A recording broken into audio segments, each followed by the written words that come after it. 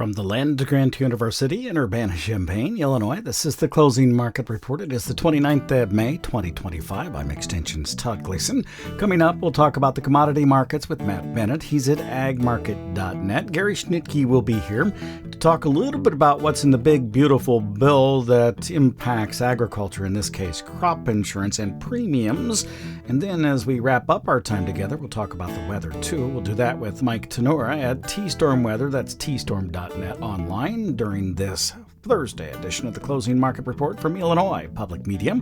It is public radio for the farming world, online, on demand, anytime you'd like to listen at willag.org or in your favorite podcast applications. Todd Gleason services are made available to WILL by University of Illinois Extension.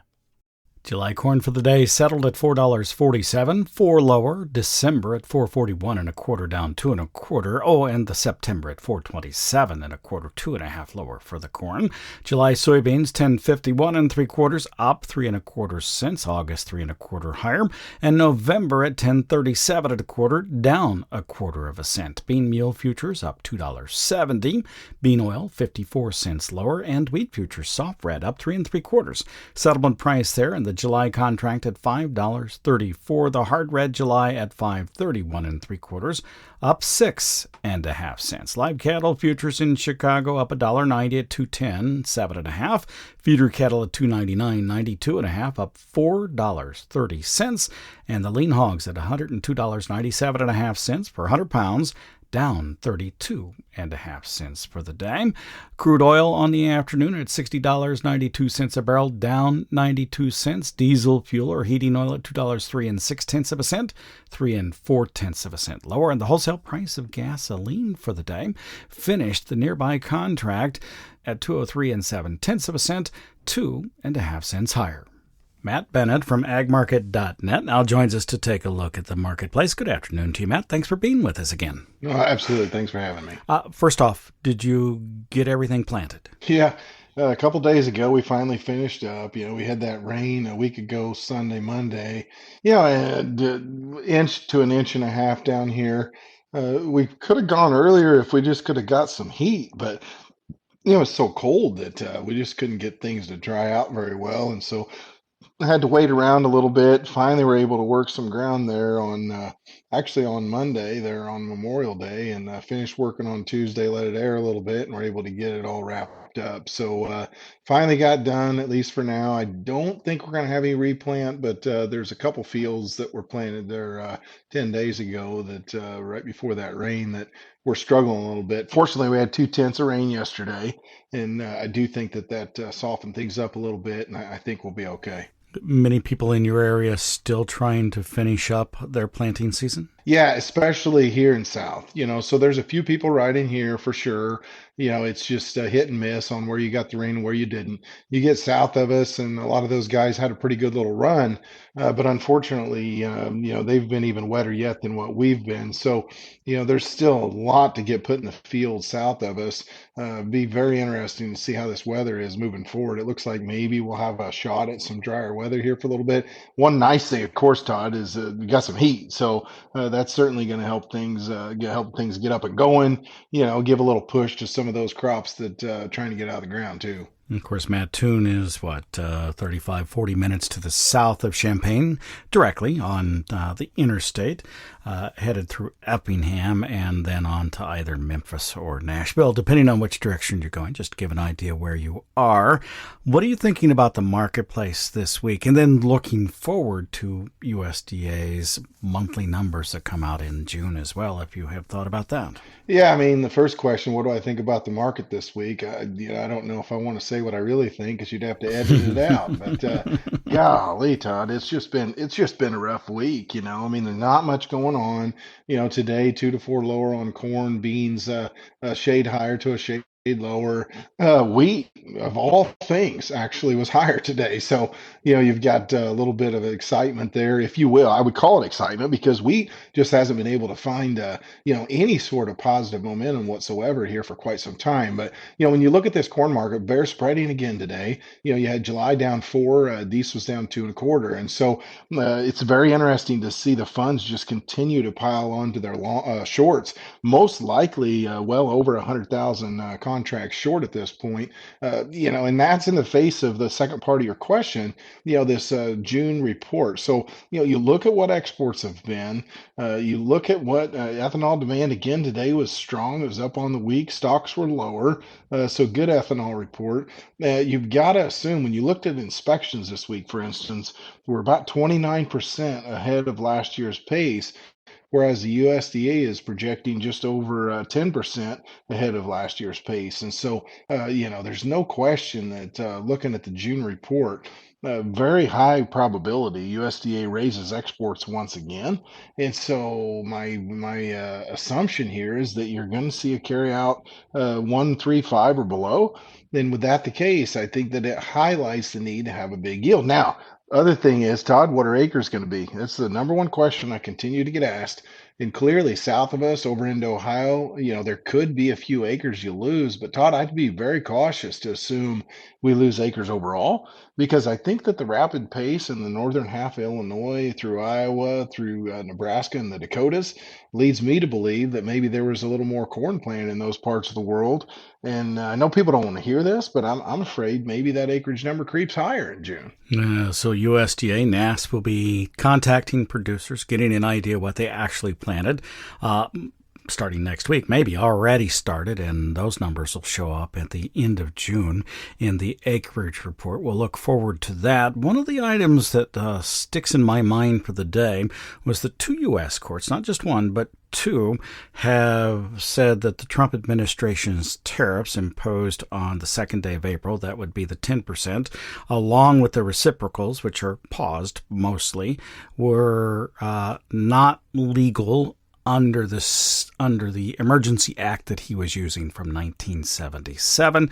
It would also include the Mexico, Canada, and China tariffs that were imposed before that. The trade took that in stride, didn't seem to really care very much. And does it make much difference to you?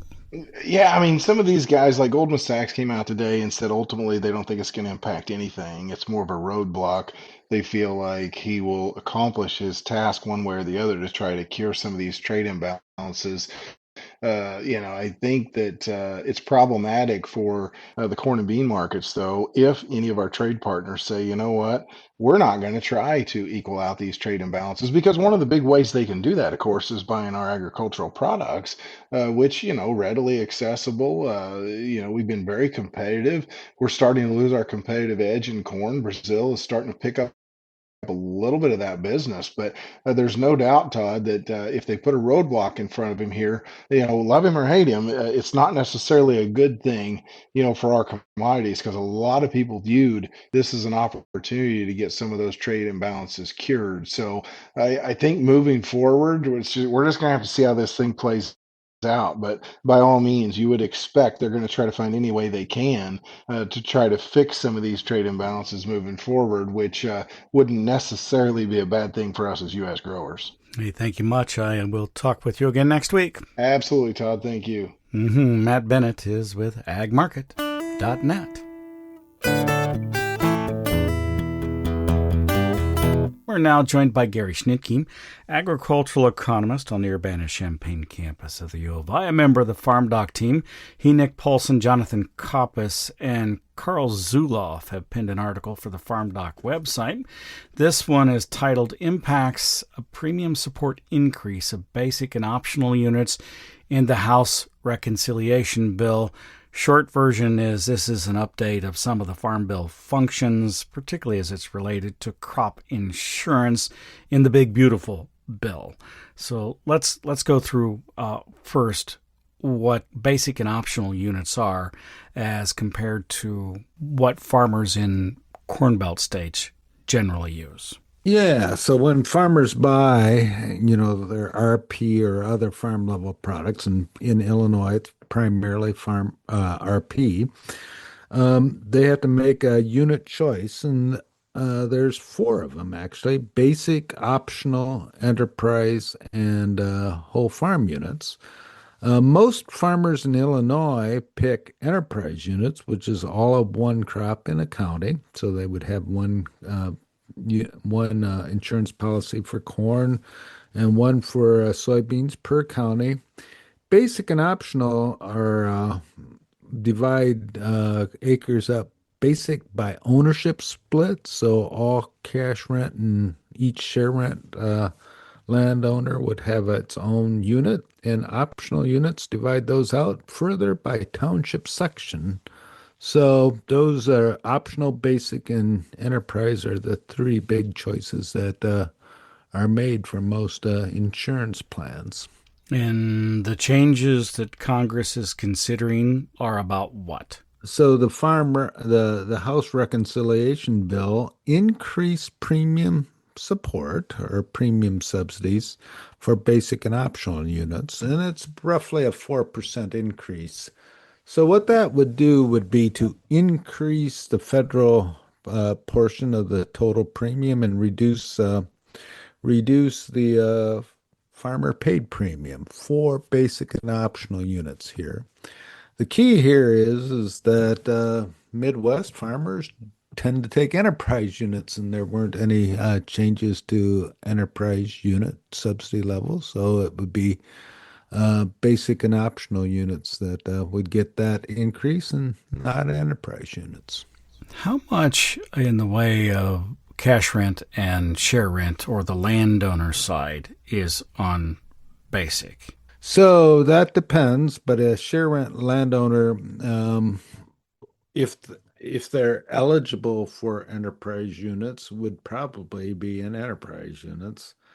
We don't know that breakdown, or that isn't provided by RMA of which is what. So So essentially, I would say if they own one farm, they're probably on basic, but if they own more than one farm, they're on an enterprise unit. that would probably be true. Yep, yep. Just trying to get an idea for the landowners what the difference might be. So now let's dive into this just a little bit. It is a 4% extra subsidy. What does that mean as it relates to how insurance rates might change? So 4 to 5%. So if you're looking in Illinois, you're probably looking at something in the $40 total premium range. For many farmers, it would be dollar 50 decrease in premiums if they have basic and optional units. And again, if you have enterprise units, you wouldn't be getting that.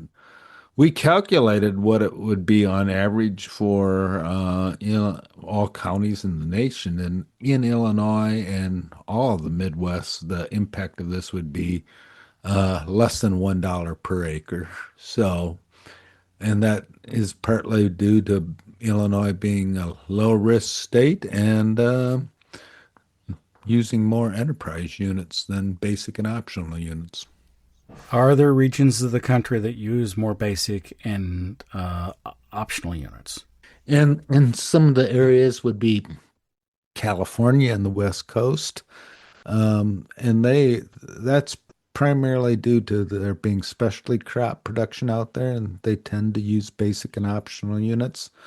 The middle part of the nation, excuse me, the um, Western Great Plains, like Western Nebraska, Western Kansas, the Panhandle of Texas, and Colorado tend to use more basic and optional units than do the rest of the country, and so does the Southeast.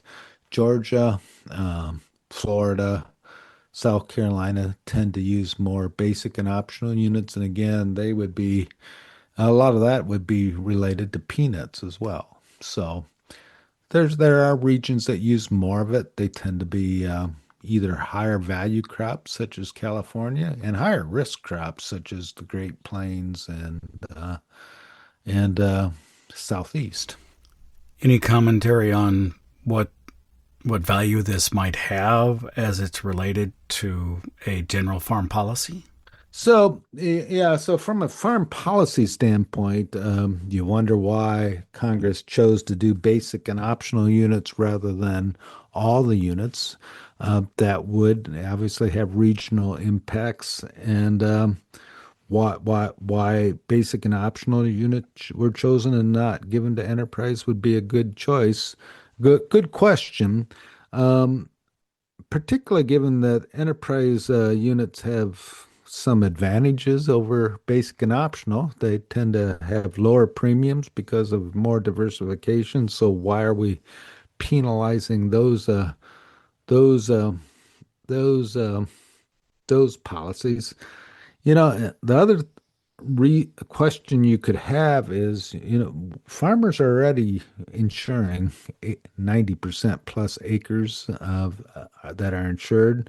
So, what's the problem that we need higher subsidy rates here, and could we use that in some other way? So, why was enterprise units left out, and why are we increasing subsidies? Is a good question. I would also note that anytime we're increasing premium supports, we're putting more dollars in high risk areas because, 4% of a $40 policy in Illinois is less than 44% of a $100 policy in the Great Plains or Southeast. So as we've increased these premium supports, we're getting some areas into the income support range with these crop insurance policies. And why are we doing that for making those on the basis of providing more support for high risk areas versus lower risk areas? Within the budget, how much budget increase is this over a 10-year period? So this would be roughly $2 billion over a 10-year period. That's a relatively small part of the some 4% increase, but nevertheless, it's $2 billion over 10 years. That is not accounting for possible changes in those outlying areas where it may make a difference. Yeah, and you would reasonably expect increase in subsidy to increase coverage levels and a movement towards more basic and optional units, which would thereby increase those costs. Thank you much, Gary. You're welcome. Gary Schnitke is an agricultural economist at the University of Illinois. You may read the article online at farmdocdaily.illinois.edu. The Closing Market Report is a production of Illinois Public Media. Our theme music is written, performed, and courtesy of Logan County, Illinois farmer Tim Gleason. Let's turn our attention to the growing regions across the planet. We'll stay here in the United States. Mike Tannura is with us. He's the president and CEO at T-Storm Weather. Hello, Mike. Thanks for being with us on a Thursday again. Thanks a lot, Todd. Always great being here. Well, let's talk about the weather in the midsection of the country, the growing regions of the Corn Belt and other places. What do you see for the next 5 to 10 days? Well, we've been in this cool pattern for the last 10 days, and that's going to end over the next 5 days. So once we get into early next week, everybody will be nice and mild with temperatures in the 70s and 80s during the daytime. That is going to last for a while because we don't see any major cool spells beyond the next 5 to 10 days. So we think the temperatures will be a lot warmer going forward. With that, though, comes rain. There's a big system that'll move across the central U.S. next week, and that should bring 3/4 of an inch to 1 3/4 of an inch of rain to pretty much all corn, soybeans, spring wheat, and even winter wheat. So a pretty large system is going to pass next week. Beyond then, the pattern doesn't look all that different than the one that's coming up. And so we think that storminess is pretty much going to linger across the heart of the central U.S. over the next 10 days and maybe even over the first half of June. Now let's divide it into sections of the Corn Belt, relatively speaking. But I want to start with the spring wheat areas to begin with in the northwestern part of the Midwest. That would be Minnesota and North Dakota. What do you see for them? Well, the rain that's coming up next week is probably not ideal. About half of that crop had more than twice its normal rainfall over the last 2 weeks, and it's too wet. And that's very likely what's driving the low condition ratings that we've seen for that crop. So even though it will be warmer, and that will certainly help with the growth of that crop, it's also going to turn it wetter, and it's already wet. So we think that the argument can be made that the rain next week and beyond then is not what we want to see for spring wheat. We need some drier weather over the next couple of weeks, but that just doesn't seem to be what's about to happen. So their crop is wet and is going to stay wet. In the primary Corn Belt growing regions from the Dakotas to Ohio, are there differences as it relates to what the weather looks like over that same time frame? Well, it's going to be the same weather with this pretty widespread event next week and probably beyond then too. So, they're also going to tap into a lot of rain in this key area of the Corn Belt, but conditions have not been all that wet in recent weeks. And actually, it's been drier than normal over the last 30 days across a pretty big section of Iowa through northern Illinois and into northern Indiana. So the rain coming up is going to keep soil moisture in check, and it'll prevent the dryness story from becoming notable. And so overall, for the heart of corn and soybeans, the upcoming rains next week are probably going to be a good thing, especially when you combine them with some of the mild weather that's coming up. And in the Mid-South and Delta region, what do you see? Well, they're saturated. They've had a lot of rain over the last 1 to 2 months, even earlier this week. And they're going to see a little more rain today. And then they get hit by this rain event later next week. And that's going to keep soil saturated in this area. So you could argue that there's too much rain coming up for the Mid-South. And when we talk about those states, we primarily mean the corn, soybean, and wheat areas of Arkansas, Kentucky, Tennessee, and then south into Mississippi. So this region is going to probably see a little bit too much rain, kind of like what we're seeing across the Dakotas. So, Todd, a real challenging situation. And the one thing we didn't even mention is that we're still trying to finish up with corn, soybean, and spring wheat planting. So, in the one regard, the dryness that's in the Corn Belt is going to help accelerate that process. But on the other hand, everything's going to come to a pretty rapid close next week as we get into another significant rain. So, this has been a challenging story to kind of compartmentalize for everyone. But all in all, just kind of a mixed bag with really varied conditions across the central U.S. And if you were to summarize that first 10 days of June, is there an easy way to do it? Well, normal to mild and stormy. It doesn't look like it's going to be dry, and it looks like it's going to be pretty nice as far as temperatures go, with highs in the 70s and 80s most days. So pretty stormy open to June, just with some mild temperatures. Okay, thank you much, Mike. Yeah, great being here, Todd. Mike Tannura is the president and CEO of T-Storm Weather at tstorm.net online. Joined us for this Thursday edition of the Closing Market Report from Illinois Public Media.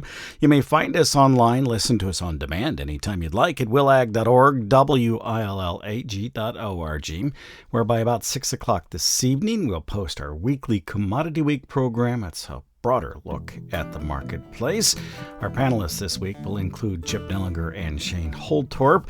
You'll want to listen to that up at 6 tonight and on many of these radio stations tomorrow or over the weekend. I'm University of Illinois Extension's Todd Gleason.